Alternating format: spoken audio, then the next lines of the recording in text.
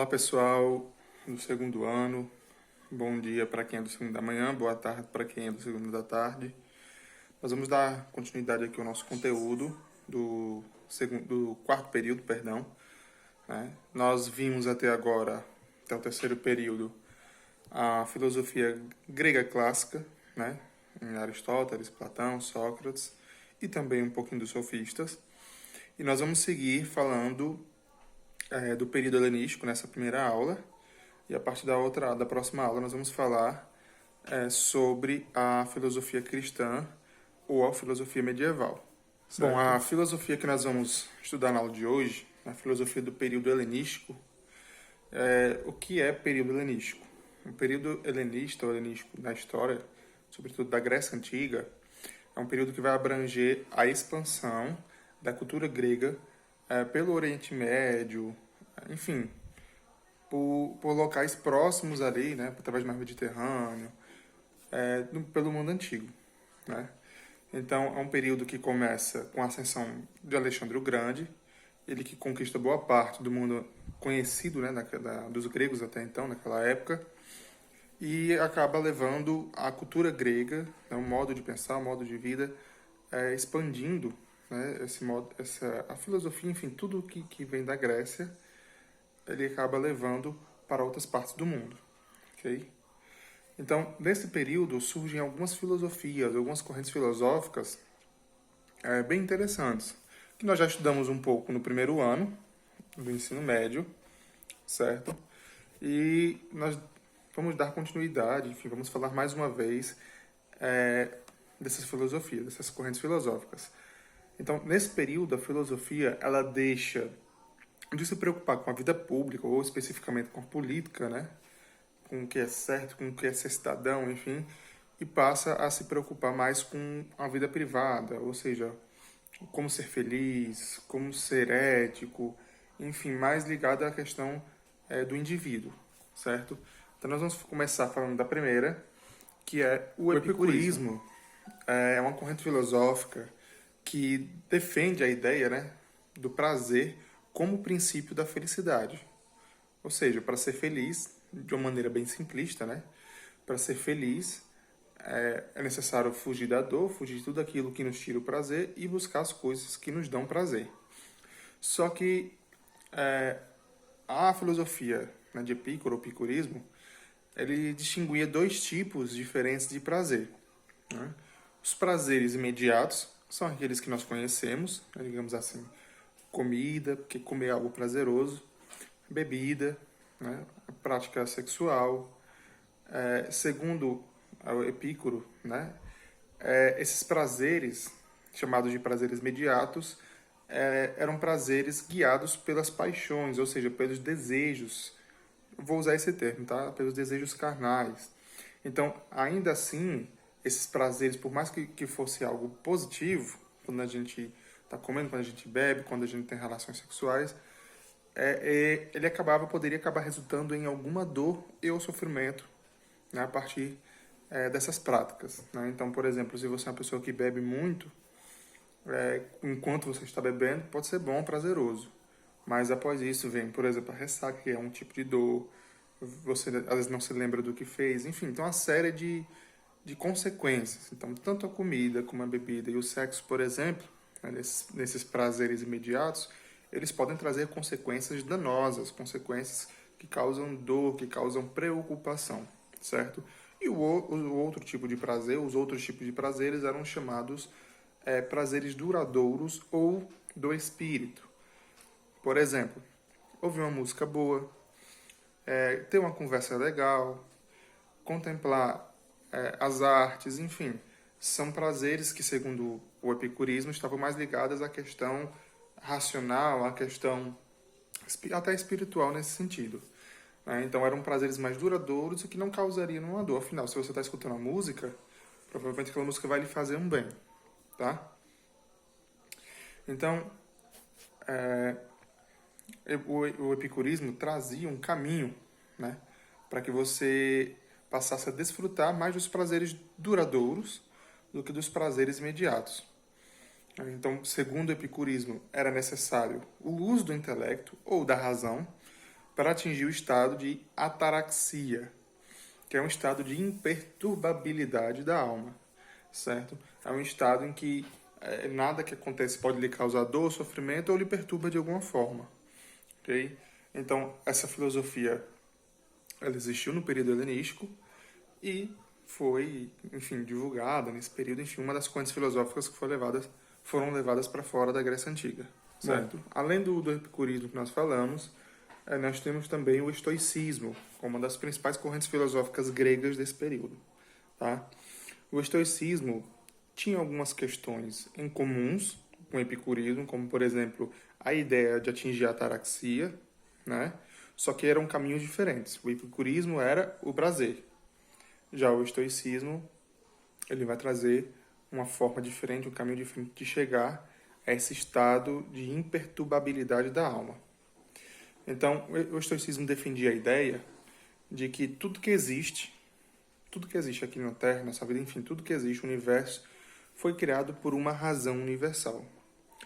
Né? E que tudo que existe dentro dessa criação, de tudo que nós conhecemos, faz parte de uma realidade racional, certo? Então, olha a ideia. A ideia é, tudo que existe foi criado por uma razão universal, e essa razão já definiu mais ou menos o que cada um de nós iríamos fazer. É só um termo de comparação, tá?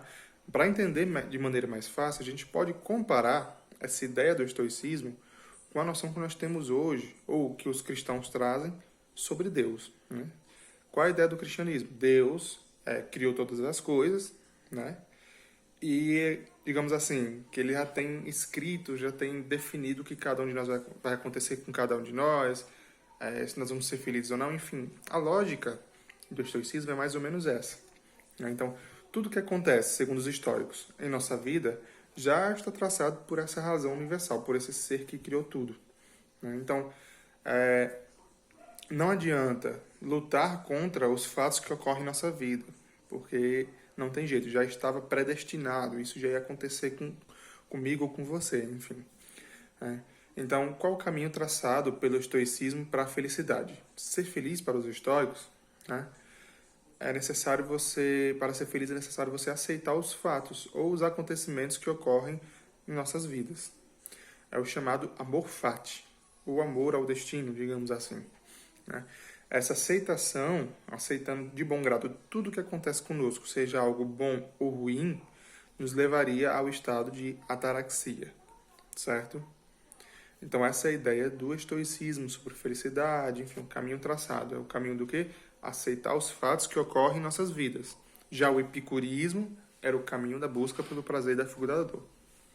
Certo? A penúltima corrente filosófica que nós vamos ver na aula de hoje é o chamado pirronismo. Tá? O pirronismo leva esse nome porque foi fundada, essa corrente filosófica foi fundada por Pirro de Élida. Pirro era o nome do fundador, daí o nome pirronismo. Certo? O pirronismo defendia a ideia de que tudo que existe é incerto e que nenhum tipo de conhecimento é seguro ou que não existe uma verdade absoluta. Né?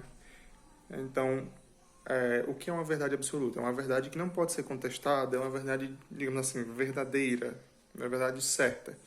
Então, o pirronismo, né? Ou melhor, o Pirro e os seus seguidores a partir do pirronismo diziam que era impossível existir uma verdade absoluta. Ou seja, o que é verdade para mim pode não ser verdade para vocês. Ou o que é verdade para vocês pode não ser verdade para mim. Certo? Essa era a ideia inicial do pirronismo.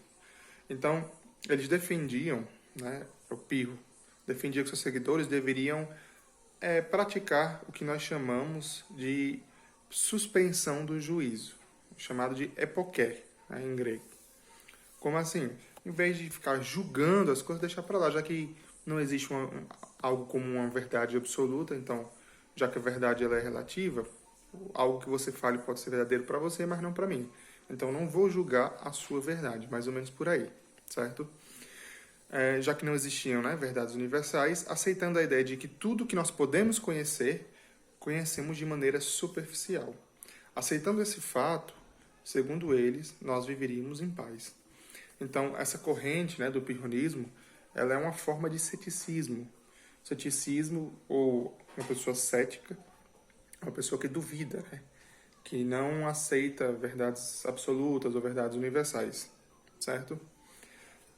E a última corrente é o chamado cinismo, diferentemente da ideia de cinismo que nós temos hoje, né? Talvez uma pessoa cínica para nós hoje seja uma pessoa dissimulada, mas o cinismo, essa ideia, ela vem da Grécia Antiga. Cinismo vem da palavra kinos, que significa cão.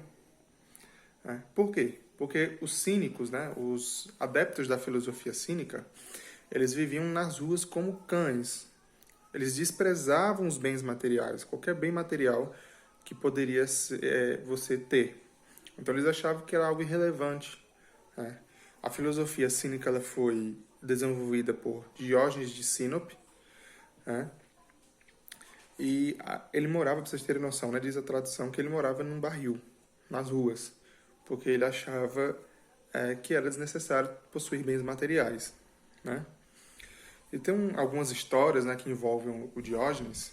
Uma das mais famosas é o diálogo dele com o imperador Alexandre o Grande.